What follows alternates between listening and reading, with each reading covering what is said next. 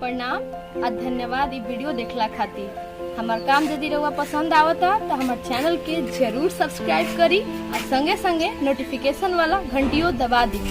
हमार चैनल पर भोजपुरी लोकगीतन के सुनी आ आनंद ली। हम रोज एगो वीडियो के संगे हाजिर बनी। धन्यवाद।